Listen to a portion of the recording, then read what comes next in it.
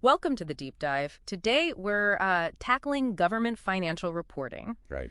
Think of it as your shortcut, maybe, to understanding how governments, present their financial health. It can seem pretty dense at first glance. Exactly. So we'll be looking at key documents like the management's discussion, analysis, the MD&A, Mm-hmm. the notes to the financial statements, required supplementary information, and other supplementary information. A whole suite of documents. Yeah, our mission to, well, cut through the complexity and figure out what these really tell us about a government's finances, short term, long term. Yeah, absolutely. These documents, they're really designed to give a clear picture, or try to, of a government's financial activities. It's like peeling back the layers, as you said, to see what's really going on financially. Okay, so let's dive into that first one, the management's discussion and analysis, the MD&A. This is kind of the government's narrative on the year, isn't it? That's a good way to put it. It's their chance to tell the story behind the numbers, based on current facts, decisions they've made. Right. And what's interesting, I think, is that if you read it carefully, sometimes you can spot maybe subtle shifts in priorities or even early warning signs of financial stress. So what's typically included? Well, you'll find an overview of the main financial statements, definitely.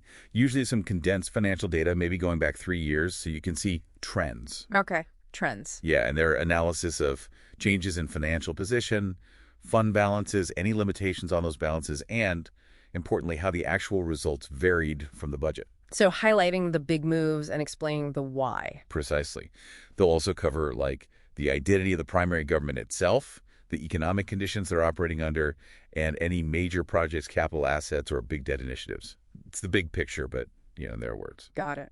Okay, next layer. The notes to the financial statements. These sound important, like the fine print. Oh, they're absolutely crucial. Integral, really, for a fair presentation.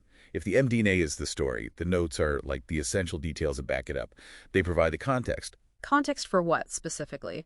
They get into the specifics for governmental activities, business-type activities, major funds, the smaller non-major funds, and also component units. Component units. Yeah, those are like legally separate organizations, but the main government is still financially accountable for them.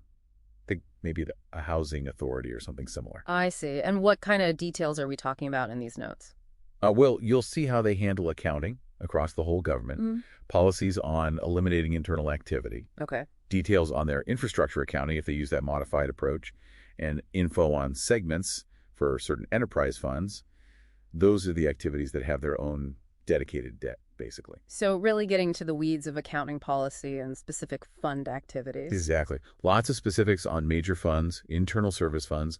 Those are the ones that provide services to other departments, like IT or motor pool, and fiduciary funds. Think pensions. Money held for others. They also define key terms, like when they actually recognize revenue as available. That can be important. Sounds like you really need the notes to understand the statements properly. You absolutely do. They even cover things like what actions were taken if there was material noncompliance with finance rules, and details on short-term debt, maturity, purpose, which fund. Okay. Moving on then to required supplementary information, RSI. What's this adding? So this is information presented alongside, but not technically part of, the basic financial statements. A key piece here is the budgetary comparison reporting. Budget versus actual. Right. For the general fund and any major special revenue funds that have legally adopted budgets, they show the original budget, the final amended budget. So you see the changes. And then the actual results. And often a variance column. This is where you could really see where things went off track, like maybe that intergovernmental revenue didn't come through as expected, or perhaps legal fees went way over budget. A reality check on their spending plans, basically. Let me say that, yeah. And if they use that modified approach for infrastructure, you'll find schedules here on asset condition and maintenance costs over the last 5 years. Oh, interesting. Like road conditions. Could be roads, bridges, yeah. And also pension information. 10-year trends on their pension liability, how well it's funded, actuarial assumptions, contribution history. That's a big one. Definitely seems critical. Okay, and the last piece, other supplementary information. This one's optional. It is optional, yeah. Often includes things like combining statements for those non-major funds we mentioned earlier. It lets you see the individual details for funds that are grouped together in the main statements. So breaking down the smaller funds. Exactly. Like you might see the balance sheet or revenue expenditure details for, Say, a specific police gas tax fund or a Head Start program fund. Yeah. Gives you a closer look at those specific operations. Okay.